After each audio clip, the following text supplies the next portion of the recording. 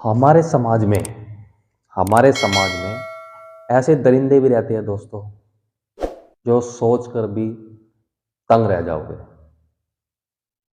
मात्र 14 साल की लड़की और 12 लड़कों ने किया था गैंग रेप। कहानी है महाराष्ट्र पुणे की, जिसका थाना लगता है बांके।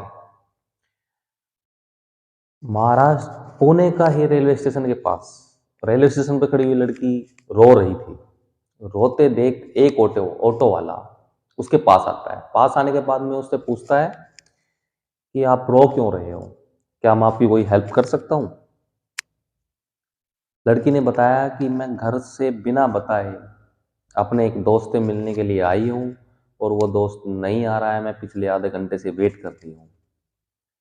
दोस्तों ये सुनकर ऑटो वाला चला जाता है वहाँ से और फिर 10 मिनट बाद लौट के फिर वापसी आता है। वापसी आने के बाद में वो कहता है कि आपका दोस्त बाहर खड़ा हुआ आपका इंतजार कर रहा है और चलिए मैं आपको उससे मिलवा देता हूँ। दोस्तों उस लड़की के पास में पीने तक के लिए पानी नहीं था, खाने के लिए कुछ आसपास कुछ नहीं था, तो उसने उसको पानी दिया, बोला ये लो, रो मत, पानी पी लो, पानी पीने के बाद हम चलते हैं। दोस्तों जैसे ही वो लड़की पानी पी लेती है, ऑटो के पास जाने वाली थी, ऑटो के साथ जाते ही उसको बेहोशी के चक्कर आने लगते हैं, बेहोशी जैसे चक्कर आने लगती है, वो बेहोश हो जाती है। दोस्तों जब उसकी आँख खुलती है तो वो एक होटल में मिलती है और होटल में उसके साथ 12 लड़के, और उसके शरीर पे जब तक उसको होश आई उसके शरीर पे एक भी कपड़ा नहीं था दोस्तों। उस लड़की के कपड़े उतार देने के बाद वह 12 लड़के चारों ओर से उसको देख रहे थे और वो अपनी इज्जत बचाने के लिए उस कमरे से कभी उधर जाती, कभी इधर जाती, कभी कुछ अपने शरीर को छिपाने की कोशिश करती दोस्तों। इसके बाद एक बारी बारी से 12 लड़कों ने उसके साथ रेप किया दोस्तों। रेप करने के बाद वो चिल्लाए ना, उसके लिए उसको एक इंजेक्शन दिया जाता बेहोश करने के लिए कि वो चिल्लाए ना। दोस्तों वो एक दिन भूखी प्यासी उसके साथ वे रेप करते रहे दोस्त, और अपनी जान बचाने की गुहार लगाती रही, लेकिन कोई दरिंदा उसकी आवाज सुनने के लिए नहीं आया। तभी ये देखा एक शख्स ने, उन 12 में से एक शख्स ने उसको ये देखा कि यार ये ऐसा मर ना जाए और हम फंस ना जाए। ये देख उसको वहां से निकाल ले जाता है। निकालने के बाद उसको वहीं नजदीकी कोई रेलवे स्टेशन था उसके पास उसको अदर स्टेट जाने वाली गाड़ी में बिठा देता है दोस्तों। बिठाने के बाद में गाड़ी आने ही वाली थी जब तक उसके वहां के जो सफाई कर्मचारी थे दो, वो लड़की को देखते हैं, उसकी हालत देखते हैं। उसकी हालत देखने के बाद में वो भी मौके का फायदा उठाते हैं दोस्तों।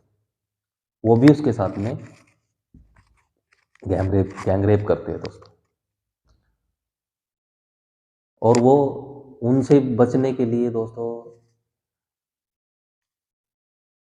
अदर स्टेट जाने वाली गाड़ी में सवार हो जाती है और एक कोने में चिपके बैठ जाती है कि कोई इंसान इंसान से उसे इतनी घृणा हो गई थी दोस्तों कि इंसान के नजदीक जाना पसंद, उससे बातचीत करना, उससे ना पुरुष नाम से उसको नफरत होनी शुरू हो गई दोस्तों।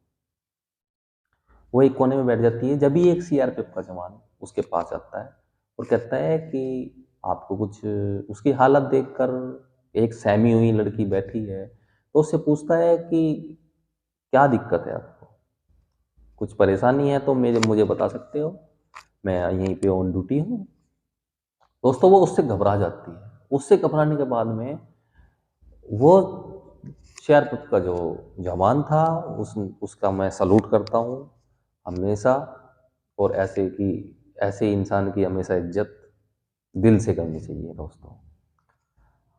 तो दोस्तों उसने सूझबूझ से अपने ही एक लेडीज अफसर को बुलाया जब वो दोस्तों वो गाड़ी चंडीगढ़ पहुंच चुकी थी, वो पुणे से चंडीगढ़ जा चुकी थी। जैसे चंडीगढ़ उतरते हैं, उसको सीआरपीएफ की एक महिला लेके अपने थाने में जाती है और अब उसको एक बेटी की तरह, एक माँ बन के एक बेटी की तरह उसकी सेवा करती है, उसको खाना खिलाया जाता है आराम से, और उसका मन जीतने की कोशिश करती है दोस्तों। मन जीतने के बाद उससे सारा बयान लिया जाता है। बयान लेने के बाद में उसे कहा जाता है कि आप अपनी सारी दास्तां बताइए। जब उसे दोस्तों उसकी दास्तां सुनी, तो उस महिला सीआरपीएफ जवान की भी आंख नम हो चुकी थी दोस्तों। और उस लेडीज सीआरपीएफ में जो महिला थी, उसका रो रो के बुरा हाल होगा दोस्तों। और जाहिर सी बात है, जिसके ऊपर बीती है उसका क्या हाल होगा।